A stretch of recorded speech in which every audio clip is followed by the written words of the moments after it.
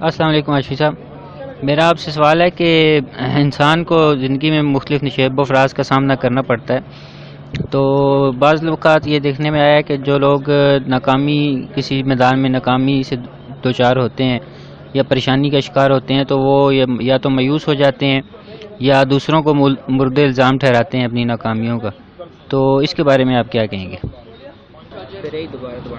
Hello, السلام علیکم کاشف صاحب، آپ نے سوال کیا کہ جو لوگ ناکامیوں کا شکار ہوتے ہیں دوسروں کو الزام ٹھہراتے ہیں. دیکھیں، دوسروں کو الزام ٹھہرانے والی بات تو مجھے خود سمجھ نہیں آ رہی. میں ہزاروں مرتبہ ناکام ہوا ہوں. آپ کو بلکہ ماضی کا میرا پتہ ہی ہے کہ کیانی صاحب نے فراڈ کیا. تو مسئلہ یہ ہے کہ غلطیاں تو انسان کی اپنی ہوتی ہیں. اگر مجھے کوئی چیز سے نقصان ہوا تو مجھے بس چھوڑ دینا چاہیے، بس ٹھیک ہے. اگر میری بات کسی حقیقت پہ ہوگی تو مجھے اس کا رزلٹ مل جائے گا. اگر جس کو میں ملزم ٹھہرا رہا ہوں تو اگر وہ سچائی پہ ہوا تو وہ بھی مجھے پتہ چل جائے گا کہ وقت انسان کو بہت کچھ سکھا دیتا ہے. جو وقت ہے نا، وقت کاشف صاحب، وقت انسان کو اچھائی اور برائی سکھاتا ہے.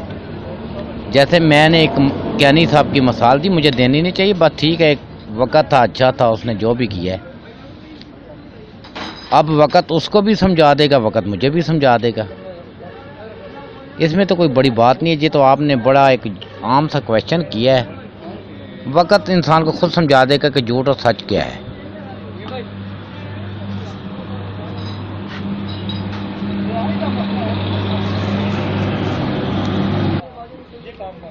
اسی سلسلے میں ایک اور سوال ہے کہ بعض لوگ اکثر ہم دیکھتے ہیں کہ ہمارے معاشرے میں علم کی کمی ہے، تو کئی لوگ جو ہیں وہ کافی وہمی سے ہوتے ہیں. بات بات پہ انہیں یہ شک ہوتا ہے کہ شاید یہ کسی نے کوئی جادو کر دیا ہے مجھ پہ، یا کہ کوئی میرے خلاف حسد کر رہا ہے، میرے کام نہیں ہو رہے، یا کوئی مجھ پہ کوئی جیسے جادو ٹونا کر رہا ہے. تو اس کی کتنی حقیقت ہے؟ اس میں کیا اس میں کوئی سچائی ہے یا یہ وہم ہے محض؟ السلام علیکم کاشف صاحب، میرا آپ سے تقریباً 9 سال کا عرصہ گزرا ہے، اور میرے خیال میں آپ کو میں نے جادو کی بہت اچھی تشریح کئی مرتبہ کی ہے کہ جادو ایک شیطانی عمل کا نام ہے. تو میں اس کے بارے میں اتنی وضاحت سے بیان کئی مرتبہ کر چکا ہوں کہ جادو ہے کیا چیز، یہ فراڈ ہے. مسئلہ یہ ہے کہ اگر آپ اللہ کو مانتے ہیں تو پھر جادو کو کیوں مان رہے ہیں؟ یا جادو کو مان رہے ہیں تو پھر اللہ کو چھوڑ دیں. مانتے ہیں آپ اللہ کو ہیں، اللہ کو اپنا خالق مان رہے ہیں، اللہ کو اپنا رازق مان رہے ہیں، اللہ کے ہاں آپ سب چیزیں آپ اللہ سے وابستہ رکھتے ہیں کہ اللہ ہی ہمارا کارساز ہے. تو پھر جادو جیسی شیطانی چیز کو آپ اتنا سر پہ چڑھایا ہوا ہے. آپ سے بڑا نالائق کون ہو سکتا ہے؟ جو شخص ان چیزوں کے میں فرض کیا میں اللہ کو مانتا ہوں، لا الہ الا اللہ محمد رسول اللہ پڑھتا ہوں کہ میں ایمان لایا کہ اللہ کے سوا کوئی عبادت کے لائق نہیں، اور محمد مصطفیٰ صلی اللہ علیہ وآلہ وسلم اللہ کے رسول ہے. اور ایک ناپاک چیز کو بہت ہیوی سمجھ کے جو میرے کسی کام میں رکاوٹ نہ ڈال دے، یہ شخص کہنے والا جو اللہ اور اللہ کے رسول پر اور اہل بیت پر یقین رکھتا ہے، ایسی سوچ رکھتا ہے، جو وہ یقیناً جاہل آدمی ہے اور اس کو اپنے اندر تبدیلی پیدا کرنے کی ضرورت ہے.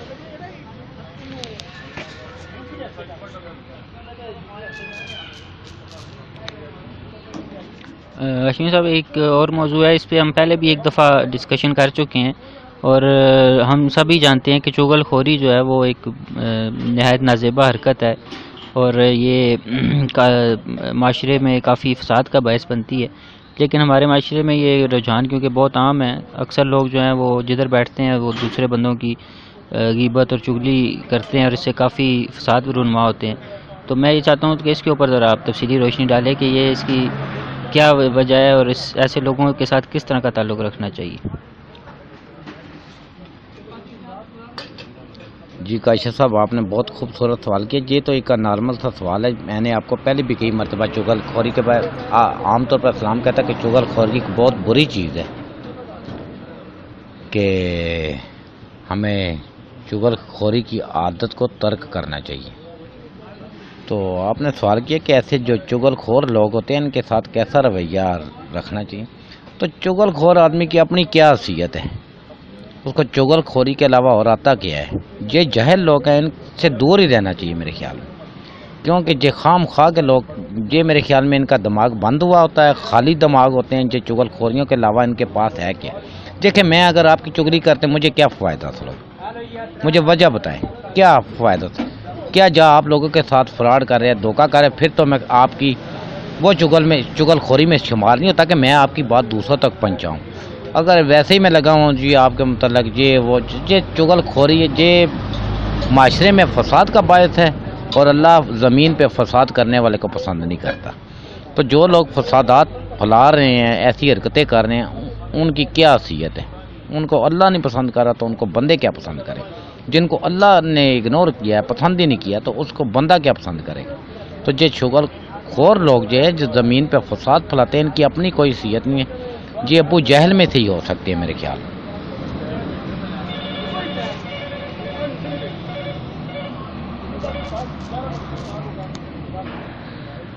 ہاشمی صاحب، ہمارے معاشرے میں آج کل عدم برداشت بہت زیادہ ہے، اور چھوٹی چھوٹی باتوں پہ جو ہے نا بہت بڑا رد عمل اور قطع تلقی کر لینا اور دشمنی بنا لینا، تو اس کے بارے میں آپ کیا کہیں گے کہ قطع تلقی کے بارے میں آپ کا کیا خیال ہے؟ دیکھیں کاشف صاحب، آپ نے بہت خوبصورت سوال کیا کہ قطع تلقی، لیکن سب سے پہلی بات یہ ہے کہ آپ قطع تلقی کر کیوں رہے ہیں، اس کی وجوہات ہونی چاہیے، اور پورا پروف ہونا چاہیے کہ آپ قطع تلقی کرنے کی وجوہات کیا۔ اگر آپ کسی سے نہیں بول رہے یا کسی سے قطع تلقی کا ارادہ کر رہے ہیں تو اس کی وجوہات بھی معقول بیان کریں، اور اس شخص کے سامنے بیان کریں جس کے ساتھ آپ قطع تلقی کر رہے ہیں، کہ مجھے اس کی وجہ بتائیں۔ آپ دوسروں کو نہ کہیں، دوسروں کو میسج نہ دیں، اس بندے کو میسج دیں کہ میں نے آپ سے قطع تلقی اس وجہ سے اختیار کی ہوئی ہے، جیسے کہ میں آپ سے قطع تلقی کرتا ہوں، آپ سے ملتے ہی نہیں ہوں، تو مجھے آپ سے یہ کہنا چاہیے کہ کاشف صاحب میں آپ کے اس بیہیویئر کی وجہ سے قطع تلقی کر رہا ہوں۔ اگر میرے پاس قطع تلقی کا کوئی مناسب معقول جواب ہی نہیں ہے، اپنے پاس سے بدگمانیاں کر رہا ہوں، تو یہ قطع تلقی کے بارے میں آپ نے علی علیہ السلام کا فرمان سنا ہے کہ قطع تلقی ایک بہت بڑا کبیرہ گناہ ہے۔ لوگوں کی نظر میں کبیرہ گناہ یہی ہے کہ نماز نہ پڑھنا، روزے نہ رکھنا، یہ کبیرہ گناہ ہے۔ جس نے قطع تلقی اختیار کی، میں نے سمجھتا ہوں تو نہ اس کی نماز ہے نہ اس کا روزہ ہے۔ لیکن اگر کوئی قطع تلقی ویسے اس کا کسی کے ساتھ دل نہیں کرتا تو وہ نہ بولے، نہ بات کرے، کوئی مسئلہ نہیں ہے۔ لیکن اگر وہ اس کا ریزن کوئی معقول وجہ نہیں بتاتا تو وہ بندہ غلطی پہ ہے، تو اس کو اپنی اصلاح کرنی چاہیے۔ کسی کا کچھ نہیں بگڑتا۔ اگر کوئی یہ سمجھتا ہے کہ میری قطع تلقی کی وجہ سے کسی کا نقصان ہو رہا ہے یا کسی کو میری وجہ سے پریشان ہوگا تو اس کی غلط فہمی ہے۔ کوئی شخص کسی کی وجہ سے نہ پریشان ہوتا ہے تو نہ اس کو کوئی پریشانی۔ ہاں ایک بات ضرور ہے کہ جو اللہ کے نیک بندے ہیں وہ کسی کو سمجھانے کے لیے یہ ضرور بات کریں گے کہ آپ قطع تلقی کو دور کریں، یہ ایسی حرکات نہ کریں۔ تو اگر کوئی یہ خیال کرتا ہے قطع تلقی کرنے کے بعد کہ میری وجہ سے کسی کو بڑی پریشانی ہوگی، تو اس دور میں میرے خیال میں کسی کو پریشانی نہیں ہوتی۔ تو میں ایک ایسا شخص ہوں کہ میرے ساتھ میں تو خود ایک لوگوں کو میسج دیتا ہوں، میں اپنی ذاتی بات کرنے لگا ہوں کہ میں تو کسی شخص کو مجھ سے کوئی پریشانی ہے تو میں اس کو کچھ خود کہہ دیتا ہوں کہ اپنا راستہ جدا کرو اور اپنا کام کرو، میرے پاس آنے کو کسی کو ضرورت نہیں ہے۔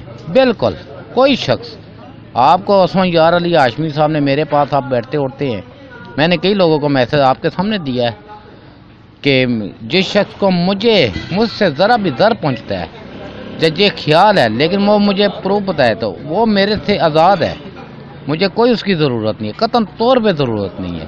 وہ اپنا راستہ لے اور اللہ کے رسول کے اطاعت کرے۔ یہ سب بیکار باتیں ہیں، لیکن میں اتنا ضرور کہوں گا لاسٹ میں کہ یہ قطع تلقی اچھی چیز نہیں ہے، جو انسان کو ضرر پہنچاتی ہے۔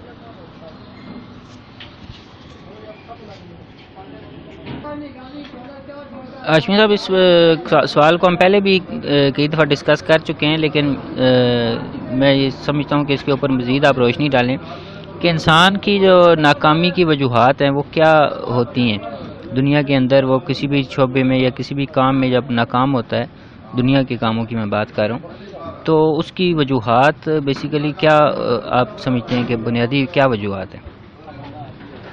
عائشہ صاحب، آپ نے جو سوال کیا کہ انسان کی ناکامی کی وجوہات کیا ہے، انسان کی ناکامی کی وجوہات یہ ہے کہ وہ اللہ پہ جو بھروسہ ہے، جو مجھے پیر نصیر الدین نصیر رحمۃ اللہ گلرہ شریف والوں نے کہا تھا کہ اللہ پہ بھروسہ رکھو۔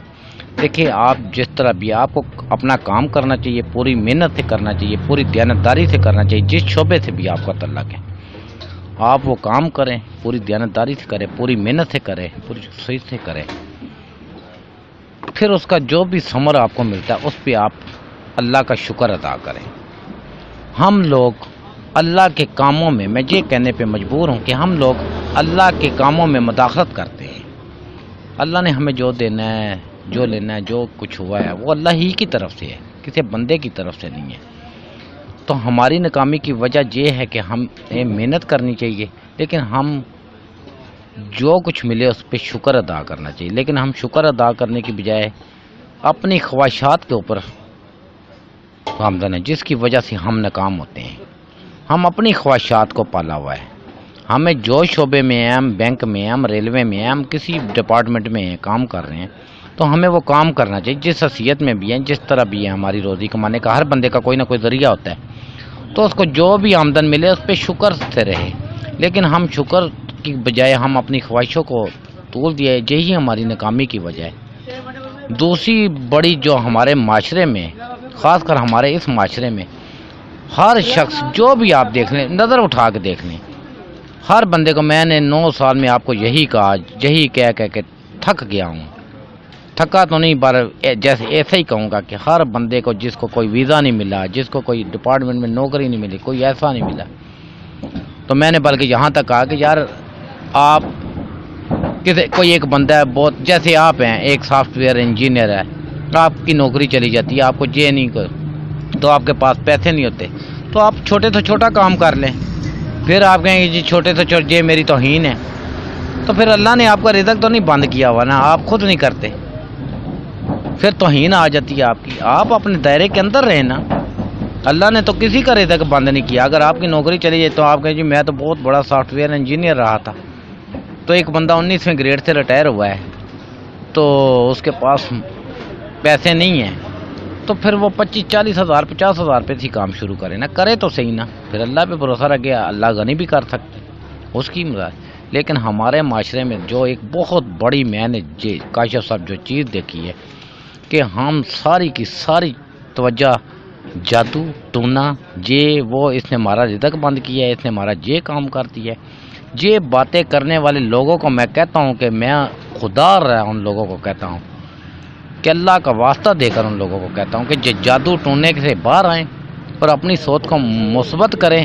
جی اللہ کے کاموں میں تم مداخلت کر رہے ہو، اللہ تمہیں روزی دے رہا ہے، تم کہہ رہے ہو شیطان بند کر رہا ہے، جادو عمل شیطانی عمل ہے اور تم جادو کے ذریعے روزی بند کر رہے ہو، دینے والا اللہ ہے۔ تو میں ان لوگوں سے پھر ایک بہت بڑی بات کرنے لگا ہوں کہ جو جادو ٹونے پہ یقین رکھتے ہیں، میں نہیں رکھتا، تو ان کو جو کہتا ہے کہ جادو سے موت رزق بند ہوتا ہے، جب میری عزت کے اوپر عرف آیا ہے، جب میرا فلانا کام جادو ٹونے سے بند ہوا ہے، تو میں ان لوگوں سے کہوں گا کہ رزق دینے والا اللہ کی ذات ہے، تو جو تمہیں موت آتی ہے اس کو بھی روک لو، وہ بھی تو اللہ ہی دینے والا ہے نا، اس کو کیوں نہیں روک سکتے؟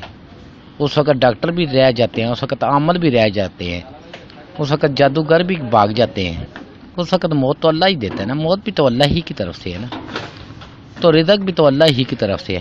تو اتنی بات جس کو سمجھ نہیں آتی اس کو میرے خیال میں نا رات کو درود ابراہیمی پڑھ کے نا تو سمجھنا چاہیے کہ یار موت بھی اللہ ہی کی طرف سے ہے، رزق بھی اللہ ہی کی طرف سے ہے، ذلت عزت سب کچھ میرے رب کی طرف سے ہے۔ تو شیطان کوئی چیز نہیں بند کرتا، ہماری بند کرنے والی جو چیزیں ہیں ہم نے خود بند کی ہوئی ہیں، اللہ کسی کا بند نہیں کرتا، نہ شیطان بند کرتا ہے۔ شیطان کی اتنی جرت نہیں ہے کہ اللہ کے کاموں میں ٹانگ اڑائے۔ روزوں میں بھی شیطان بند ہی ہوتا ہے، تو پھر شیطانی کام کون کرتا ہے مجھے یہ بتاؤ؟ شیطان تو بند ہوا ہے روزوں میں، رمضان المبارک کے مہینے میں شیطان بند ہے، تو پھر آپ جو غلط کام کر رہے ہیں، غلط سوچے رکھ رہے ہیں، یہ سارے شیطانی کام ہیں، اور کیا ہے؟ تو پھر یہ کون ہے؟ یہ تو پھر آپ خود ہی شیطان ہے نا۔ پھر شیطان کا حال، پھر شیطان کیا کرے گا؟ تم بڑے شیطان خود بنے ہوئے ہو. تم اللہ اور اللہ کے رسول کی اطاعت کے بغیر آپ کو کوئی مقصود حاصل نہیں ہوگا.